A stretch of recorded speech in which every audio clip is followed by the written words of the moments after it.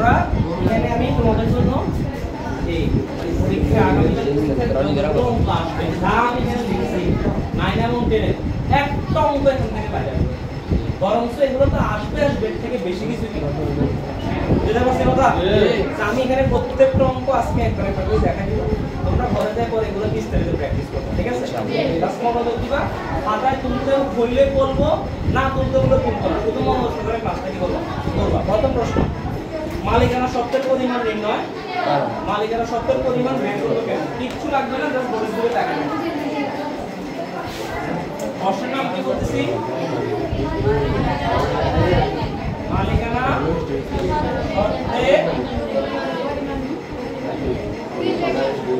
পরিমাণ নির্ণয় কর মনে আছে সবার আছে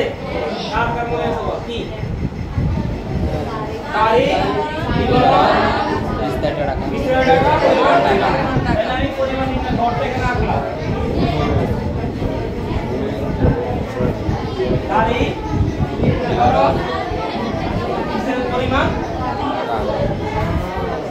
তারিখ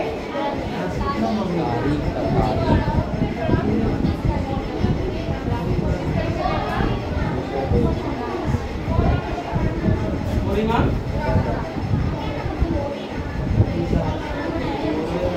এবার আমরা আমাদের বই খুলি আমাদের বইয়ের লেনদেন অধ্যায়ে আসি লেনদেন অধ্যায়ে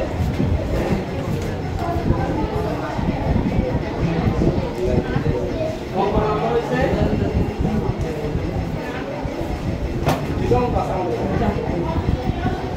22 পৃষ্ঠার 3 নম্বর অঙ্কের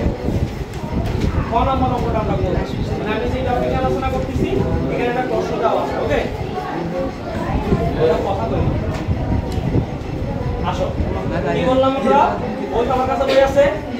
বই ধরে কি লিখছে মাস শেষে জনাব আসফিয়ার মালিকানা সত্ত্বের পরিমাণ নির্ণয় পরিমাণ নির্ণয় করার শর্তটা কি আমাদের মালিকানা সত্ত্বের সূত্র কি মনে আছে আমাদের আমি তোমাদের বোঝার সুবিধার্থে লিখে দিচ্ছি প্রথমে কি মূলধন যোগ কে আয় মূলধন যোগ আয় বিয়োগ ব্যয় বিয়োগ কে উত্তর বিয়োগ কে যদি কেউ ভুলে যেয়ে থাকো তাহলে তুমি সূত্রটা মুখস্থ করে নিবা ঠিক আছে এবার এই শর্ত অনুসারে তুমি জাস্ট এগুলা দিবা ফিল আপ করো শর্ত অনুসারে ফিল আপ করলে কি হবে প্রথমে আমরা মূলধন লিখব কি লিখব প্রত্যেকটা হিসাব বিজ্ঞানের প্রত্যেকটা অঙ্কে বেশি করে কি হবে মূলধন না থাকে না প্রথমে লেখা আইন পেশায় 1 লাখ টাকা বিনিয়োগ করে এটা মূলধন না বিনিয়োগ করলে তো মূলধন নাকি এটা কয় তারিখ 2000 কত সাল 2017 সালে মে মাসের কয় তারিখ 2 তারিখ কি লিখবে এখানে আমি বিনিয়োগ করা হলো কি করা হলো বিনিয়োগ করা হলো কয় টাকা 1 লাখ টাকা না বুঝছিলে ঘটনা এবার আসো মে মাসের 4 তারিখ অফিস ভাড়া পরিশোধ করা হলো 18000 টাকা তো অফিস ভাড়া কি হিসাব ব্যয় হিসাব না কথা বলে অফিস ভাড়া কি হিসাব ব্যয় তো ব্যয় হলে কি করতে হয় বিয়োগ না তো আমরা এখানে কি লিখব এখন এটা মে মাসের কয় তারিখ 4 তারিখ এটা কি অফিস ভাড়া কি ভাড়া অফিস ভাড়া কয় টাকা তোমরা মানে হেল্প করিও বুঝছো 18000 টাকা তারপরে আসো মে মাসের 8 তারিখ ধারে সেবা সরঞ্জাম ক্রয় করা হলো 40000 টাকা আচ্ছা সেবা সরঞ্জাম ক্রয় যাবে নাকি সেবা সরঞ্জাম মানে সম্পদ না মানে সেবা সরঞ্জামের মধ্যে সরঞ্জাম হিসাব ডেবিট আর হচ্ছে ধারে করার কারণে পাওনা হিসাব কি হবে একটা হচ্ছে সম্পদ একটা হচ্ছে দায় এখানে সম্পদ আর দায়ের কোনো ব্যাপার আছে নাই সম্পদও হবে না দায়ও হবে তার মানে এটা এখানে লিখে কোনো দরকার তারপরে আসে হচ্ছে মে মাসের 12 তারিখ মক্কেলদের নগদে আইনি সেবা দেওয়া হলো 3000 টাকা নগদে তুমি আইনি সেবা দিলা তুমি দিলে নিবে একটা নগদ টাকা পাইছো ঠিক না আর একটা কি সেবা দিছো না সেবা কি হিসাব আই হিসাব না আইলে কি করতে হবে লেখা চাইলে কি করতে হবে এর মধ্যে যে কোনো তোমাদের বের হয় না নাকি কি লিখবা নগদে কি প্রদান সেবা প্রদান কি প্রদান সেবা প্রদান কত টাকা লেখা আছে এই যে তোমরা কত টাকা লেখা আছে এটা করার পরে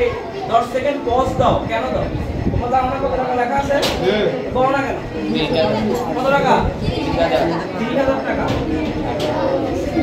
এরপরে এন্ট্রি পড়ো অফিস কর্মচারীর বেতন পরিশোধ 10000 টাকা আচ্ছা অফিস কর্মচারীর বেতন দিলাম 10000 টাকা এটা কি হবে ব্যয় না বেতন ব্যয় হিসাব না কয় তারিখ এই এখনো লেট করতে পারা যায় বেতন পরিশোধ এটা যোগ না বিয়োগ বিয়োগ এই যে বলতে পারতেছ না বেতন ব্যয় হিসাব ব্যয় হলে কি হবে বিয়োগ কত টাকা লেখা আছে এখানে 10,000 নেই 10,000 আচ্ছা এরপরে আসো এরপরে ব্যাংক থেকে ঋণ নেওয়া আছে ব্যাংক থেকে ঋণ নিলে যাবে নাকি ব্যাংক থেকে ঋণ নিলে প্রথম যাবে প্রথমে নগদ হিসাব